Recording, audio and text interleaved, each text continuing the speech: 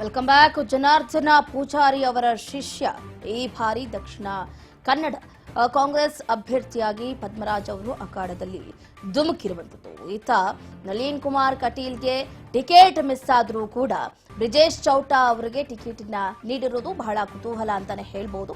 ವೀಕ್ಷಕರೇ, ಈಗಾಗಲೇ ನಾವು ಗಮನಿಸ್ತಾ ಇದ್ದೀವಿ, ಇದುವರೆಗೆ ಸರ್ವೆಯಲ್ಲಿ ಯಾರಿಗೆ ಮತದಾರ ಬೆಂಬಲವನ್ನ ಸೂಚಿಸಿದ್ದಾನೆ, ಅದರಲ್ಲೂ ಮುಖ್ಯವಾಗಿ ಕರಾವಳಿಯ ಜನರು ಯಾರಿಗೆ ಜೈಕಾರವನ್ನ ಹಾಕಿದ್ದಾರೆ, ಕಾಂಗ್ರೆಸ್ಗೋ ಅಥವಾ ಬಿಜೆಪಿಗೋ ಅನ್ನುವಂಥ ಪ್ರಶ್ನೆ ಮಾತ್ರ ಎಲ್ಲರಲ್ಲೂ ಕೂಡ ಕಾಡ್ತಾ ಇರುತ್ತೆ. ರಾಜ್ನಲ್ಲಿ ಇವತ್ತು ದಕ್ಷಿಣ ಕನ್ನಡ ಕ್ಷೇತ್ರದ ಮೆಗಾ ಸರ್ವೆ ನಡೀತಾ ಇದೆ. ಬಹಳ ಅದ್ದೂರಿಯಾಗಿ ನಡೀತಾ ಇದೆ ಅಂತಾನೆ ಹೇಳ್ಬಹುದು. ಈಗಾಗಲೇ ಸಾಲು ಸಾಲು ಕರೆಗಳು ಬರ್ತಾ ಇದೆ.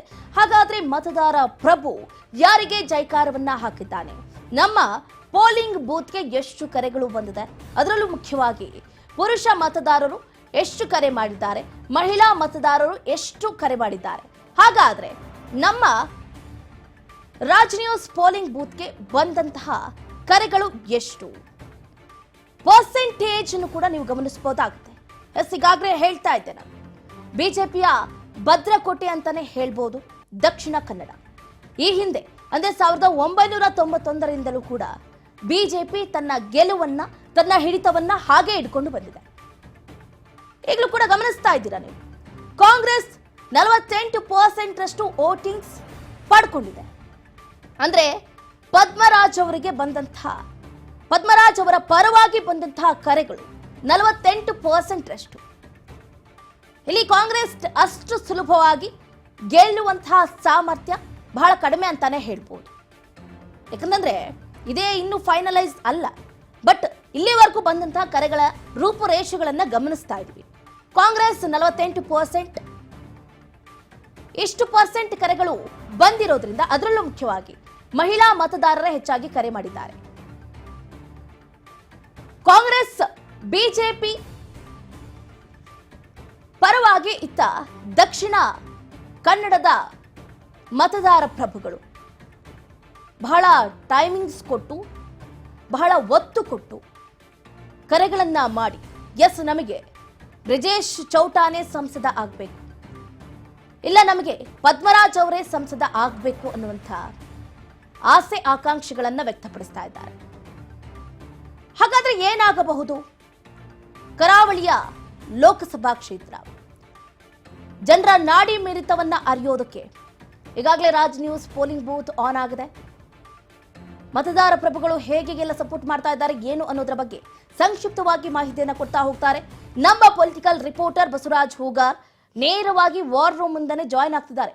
ಎಸ್ ಬಸವರಾಜ್, ಗಮನಿಸ್ತಾ ಇದೀವಿ ಬೆಳಗ್ಗೆಯಿಂದಲೂ ಕೂಡ ಸಾಲು ಸಾಲು ಕರೆಗಳು ಬರ್ತಾ ಇದೆ. ಬಿಗ್ ರೆಸ್ಪಾನ್ಸ್ ಅಂತಾನೆ ಹೇಳ್ಬೋದು. ಅದರಲ್ಲೂ ಮುಖ್ಯವಾಗಿ ದಕ್ಷಿಣ ಕನ್ನಡ ಲೋಕಸಭಾ ಕ್ಷೇತ್ರಕ್ಕೆ ಯಾರು ಅಭ್ಯರ್ಥಿಯಾಗಿ ಗೆಲುವನ್ನ ಸಾಧಿಸಬಹುದು ಏನು ಅಂತ. ಚಂದ್ರಕಲ್, ಈಗಾಗಲೇ ದಕ್ಷಿಣ ಕನ್ನಡ ಲೋಕಸಭಾ ಕ್ಷೇತ್ರದ ವ್ಯಾಪ್ತಿಯಲ್ಲಿ ಸಾಕಷ್ಟು ಚುನಾವಣೆ ರಂಗು ಕಾವೇರ್ತಾ ಇದೆ. ಈ ಒಂದು ನಿಟ್ಟಿನಲ್ಲಿ ಚುನಾವಣಾ ಪೂರ್ವವಾಗಿ ಜನರ ನಾಡಿ ಮಿಡಿತ ಏನಿದೆ ಅನ್ನುವಂಥದ್ದನ್ನ ಒಂದು ಮಾಹಿತಿಯನ್ನು ಪಡೆದುಕೊಳ್ಳಿಕ್ಕೆ ಈಗಾಗಲೇ ರಾಜ್ ನ್ಯೂಸ್ ಲೋಕ ಕದನ 2024 ಅನ್ನುವಂತಹ ಒಂದು ಫೋನ್ ಇನ್ ಕಾರ್ಯಕ್ರಮ ಕೂಡ ಹಮ್ಮಿಕೊಂಡಿದೆ. ದೂರವಾಣಿ ಕರೆ ಮುಖಾಂತರ ಈಗಾಗಲೇ ಬೆಳಿಗ್ಗೆ 9 ಗಂಟೆಯಿಂದಲೂ ಕೂಡ ನಮ್ಮ ಈ ಒಂದು ವಾರ್ ರೂಮ್ ನಲ್ಲಿ ಕೂಡ ಈಗಾಗಲೇ ದೂರವಾಣಿ ಕರೆಗಳ ಮುಖಾಂತರ ಈಗಾಗಲೇ ಸಾಕಷ್ಟು ಜನರು ಕೂಡ ತಮ್ಮ ಅಭಿಪ್ರಾಯವನ್ನ ಕೂಡ ವ್ಯಕ್ತಪಡಿಸ್ತಾ ಇದ್ದಾರೆ. ಅಂದ್ರೆ ಈಗಾಗಲೇ ಬಿಜೆಪಿ ಮತ್ತು ಜೆಡಿಎಸ್ ನ ಅಭ್ಯರ್ಥಿಗಳ ಪರವಾಗಿ ತಮ್ಮ ಬೆಂಬಲವನ್ನ ಸೂಚಿಸ್ತಾ ಇದ್ದಾರೆ. ಬಿಜೆಪಿಯಿಂದ ಬ್ರಿಜೇಶ್ ಚೌಟ ಅವರು ಕಣಕ್ಕಿಳಿದಿದ್ದಾರೆ, ಕಾಂಗ್ರೆಸ್ ಇಂದ ಪದ್ಮರಾಜ್ ಅವರು ಕಣಕ್ಕಿಳಿದಿರುವಂತದ್ದು. ಈಗಾಗಲೇ ಅವರ ಇಬ್ಬರ ಅಭ್ಯರ್ಥಿಗಳ ಒಂದು ಬೆಂಬಲಕ್ಕಾಗಿ ಸಾಕಷ್ಟು ಕರೆಗಳು ಕೂಡ ಈಗಾಗಲೇ ರಾಜ್ ನ್ಯೂಸ್ ನ ಕಚೇರಿ ಹತ್ತು ಕೂಡ ಬರ್ತಾ ಇದ್ದಾವೆ. ಈಗಾಗಲೇ ಪ್ರಮುಖವಾಗಿ ಈಗ ಬಂದಿರತಕ್ಕಂತ ಕರೆಗಳ ನಾವು ಮಾಹಿತಿ ನೋಡೋದಾದ್ರೆ 1862 ಕರೆಗಳು ನಮ್ಮ ಈ ಒಂದು ಫೋನ್ ಇನ್ ಕಾರ್ಯಕ್ರಮಕ್ಕೂ ಕೂಡ ಬಂದಿದ್ದಾವೆ. ಅದರಲ್ಲಿ ಪ್ರಮುಖವಾಗಿ ಈಗ ಪದ್ಮರಾಜ್ ಅಂದ್ರೆ ಕಾಂಗ್ರೆಸ್ನ ಅಭ್ಯರ್ಥಿಯ ಪರವಾಗಿ ಶೇಕಡಾವಾರು ನೋಡ್ತಾ ಹೋದ್ರೆ 48% ಅವರ ಪರವಾಗಿ ಬೆಂಬಲ ಕೂಡ ಸಿಕ್ಕಿರುವಂತದ್ದು. ಇನ್ನು ಪ್ರಮುಖವಾಗಿ ಬಿಜೆಪಿ ಪಕ್ಷದಿಂದ ಸ್ಪರ್ಧೆ ಮಾಡಿರ್ತಕ್ಕಂತ ಅಭ್ಯರ್ಥಿ ಬ್ರಿಜೇಶ್ ಚೌಟ ಅವರ ಪರವಾಗಿ 52% ಲೆಕ್ಕದ ಪ್ರಕಾರವಾಗಿ ಈಗಾಗಲೇ ಅವರಿಗೆ ಜನರು ಕೂಡ ಅವರ ಪರವಾಗಿ ಬೆಂಬಲವನ್ನ ಸೂಚಿಸ್ತಾ ಇದ್ದಾರೆ. ಹಾಗಾಗಿ ನಾವು ನಿಮಗೆ ತೋರಿಸ್ತಾ ಇದ್ದೇನೆ, ಈಗಾಗಲೇ ನಮ್ಮ ವಾರ್ ರೂಮ್ ನಲ್ಲಿ ಸಾಕಷ್ಟು ಒಂದ್ ಕಡೆ ಕರೆಗಳ ಮೇಲೆ ಕರೆಗಳು ಕೂಡ ಬರ್ತಾ ಇದ್ದಾವೆ. ಸಾಕಷ್ಟು ಒಂದ್ ರೀತಿಯಲ್ಲಿ ನಮ್ಮ ಕೊಲೀಗ್ಸ್ ಕೂಡ ಕರೆಗಳ ಮುಖಾಂತರ ಜನರ ಅಭಿಪ್ರಾಯ ಏನಿದೆ, ಯಾವ ಅಭ್ಯರ್ಥಿ ಪರವಾಗಿ ಒಲವನ್ನ ತೋರಿಸ್ತಾ ಇದ್ದಾರೆ ಅನ್ನುವಂಥದ್ದು. ಈಗಾಗಲೇ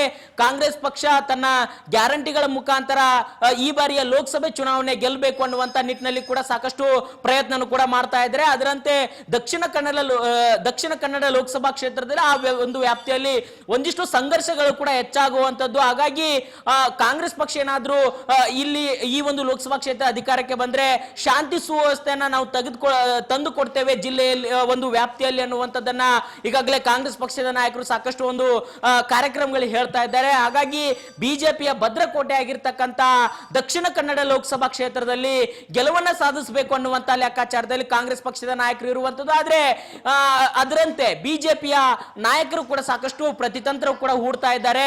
ಒಂದು ಕಡೆ ಪ್ರಧಾನಿ ನರೇಂದ್ರ ಮೋದಿ ಅವರ ಅಲೆ ಆಗಿರಬಹುದು, ಇನ್ನೊಂದು ಕಡೆ ಹಿಂದುತ್ವದ ಅಜೆಂಡಾ ಆಗಿರಬಹುದು, ಮತ್ತೆ ಈಗಾಗಲೇ ಭಾರತೀಯ ಸೇನೆಯಲ್ಲಿ ಕಾರ್ಯನಿರ್ವಹಿಸಿರ್ತಕ್ಕಂಥ ಬ್ರಿಜೇಶ್ ಚೌಟ ಅವರಿಗೆ ಈ ಬಾರಿಯ ಅವಕಾಶ ಕೂಡ ಕೊಟ್ಟಿರುವಂತದ್ದು. ಹಾಗಾಗಿ ಅಲ್ಲಿ ಬಿಜೆಪಿಯ ಶಾಸಕರೇ ಕೂಡ ಹೆಚ್ಚಾಗಿರುವಂತದ್ದು. 8 ವಿಧಾನಸಭಾ ಕ್ಷೇತ್ರಗಳ ಪೈಕಿ 6 ವಿಧಾನಸಭಾ ಕ್ಷೇತ್ರಗಳಲ್ಲಿ ಬಿಜೆಪಿ ಗೆಲುವನ್ನ ಸಾಧಿಸಿದೆ. ಹಾಗಾಗಿ ಈ ಬಾರಿಯೂ ಕೂಡ ಬಿಜೆಪಿ ಬರುತ್ತೆ ಅನ್ನುವಂತ ಲೆಕ್ಕಾಚಾರದಲ್ಲಿ ಆ ಬಿಜೆಪಿ ನಾಯಕರು ಕೂಡ ಇರುವಂತದ್ದು. ಆದ್ರೆ ಕಾಂಗ್ರೆಸ್ ಕೂಡ ಶತಾಯಗತಾಯ ಪ್ರಯತ್ನ ಮಾಡ್ತಾ ಇದೆ.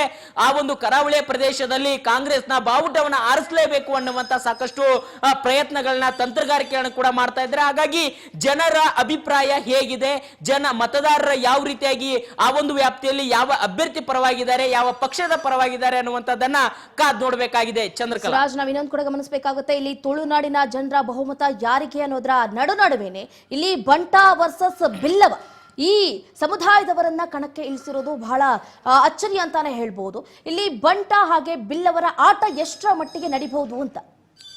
ಚಂದ್ರಕಲಾ, ಪ್ರಮುಖವಾಗಿ ಇಲ್ಲಿ ಸಮುದಾಯವಾರು ನಾವು ನೋಡ್ತಾ ಹೋದ್ರೆ ಬಂಟ ಮತ್ತು ಬಿಲ್ಲವ ಅಂದ್ರೆ ಬಿಲ್ಲವ ಹೆಚ್ಚಾಗಿ ಇಲ್ಲಿ ಜನಸಂಖ್ಯೆ ಇರುವಂತದ್ದು, ಆ ಮತದಾರರ ಸಂಖ್ಯೆ ಕೂಡ ಹೆಚ್ಚಾಗಿ ಅವ್ರದೇ ಇರುವಂತದ್ದು. ಹಾಗಾಗಿ ಬಂಟ ಮತ್ತು ಬಿಲ್ಲವ ಎರಡೂ ಸಮುದಾಯಗಳು ಕೂಡ ಪ್ರಮುಖವಾಗಿ ಇಲ್ಲಿ ನಿರ್ಣಾಯಕ ಹಂತದ ಮತಗಳಂತೂ ಕೂಡ ಹೇಳ್ಬೋದು. ಹಾಗಾಗಿ ಇವೆರಡು ಸಮುದಾಯಗಳು ಯಾವ ಅಭ್ಯರ್ಥಿಯ ಪರವಾಗಿ ವಾಲ್ತಾವೋ ಆ ಅಭ್ಯರ್ಥಿಗೆ ಗೆಲುವು ಖಚಿತ ಅನ್ನುವಂತ ಲೆಕ್ಕಾಚಾರದೆ ಆ ಒಂದು ಲೋಕಸಭಾ ಕ್ಷೇತ್ರದಲ್ಲಿ ಇರುವಂತ ವಾತಾವರಣ. ಹಾಗಾಗಿ ಈಗಾಗಲೇ ಬಂಟ ಸಮುದಾಯ ಸೆಳೆಯುವಂತ ಪ್ರಯತ್ನವನ್ನ ಕಾಂಗ್ರೆಸ್ ಪಕ್ಷದ ನಾಯಕರು ಸಾಕಷ್ಟು ತಂತ್ರಗಾರಿಕೆ ಹೂಡ್ತಾ ಇದ್ದಾರೆ. ಯಾಕಂತಂದ್ರೆ ಅಲ್ಲಿ ಏನು ನಿರ್ಣಾಯಕ ಮತಗಳೇನಿದಾವೆ ಅವುಗಳನ್ನೆಲ್ಲವನ್ನು ಸೆಳೆದುಕೊಳ್ಬೇಕು ಅನ್ನುವಂತ ಲೆಕ್ಕಾಚಾರದ ಅಭ್ಯರ್ಥಿಯನ್ನ ಕಣಕ್ಕಿಳಿಸಿರುವಂತದ್ದು. ಹಾಗಾಗಿ ಪದ್ಮರಾಜ್ ಅವರು ಬಂಟ ಸಮುದಾಯವನ್ನ ಸೆಳೆಯುವಂತ ನಿಟ್ಟಿನಲ್ಲಿ ಸಾಕಷ್ಟು ಪ್ರಯತ್ನ ಪಟ್ಟರೆ, ಇತ್ತ ಬಿಲ್ಲವ ಸಮುದಾಯವನ್ನ ಬಿಜೆಪಿ ನಾಯಕರು ಸೆಳೆಯಬೇಕು, ಅದರಂತೆ ಬಂಟ ಸಮುದಾಯ ಕೂಡ ಸೆಳೆಯಬೇಕು. ಅದರಂತೆ ಅಲ್ಲಿ ಇತರೆ ಸಮುದಾಯ ಕೂಡ ಇರುವಂತದ್ದು, ಕ್ರೈಸ್ತ ಆಗಿರ್ಬೋದು, ಕ್ರೈಸ್ತ ಮತಗಳಾಗಿರ್ಬೋದು, ಮುಸ್ಲಿಂ ಮತಗಳಾಗಿರ್ಬೋದು, ಈ ಮತಗಳಲ್ಲಿ ಕೂಡ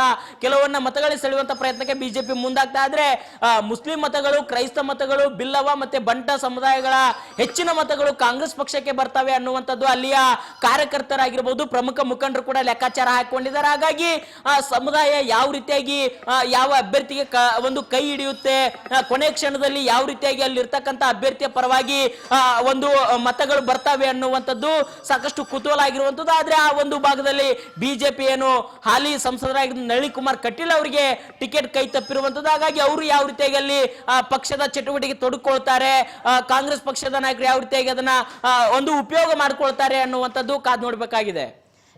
ಡನ್ ಬಸವರಾಜ್ ಹೋಗ ನಿಮ್ಮ ಕಂಪ್ಲೀಟ್ ಮಾಹಿತಿಗಾಗಿ. ಒಟ್ಟಾರೆಯಾಗಿ ಈಗ ನಾವು ದಕ್ಷಿಣ ಕನ್ನಡ ಲೋಕಸಭಾ ಕ್ಷೇತ್ರದ ಹಿಂಚಿಂಚು ಮಾಹಿತಿಯನ್ನ ನಿಮ್ಮ ಮುಂದೆ ಇಡ್ತಾ ಇದ್ದೀವಿ.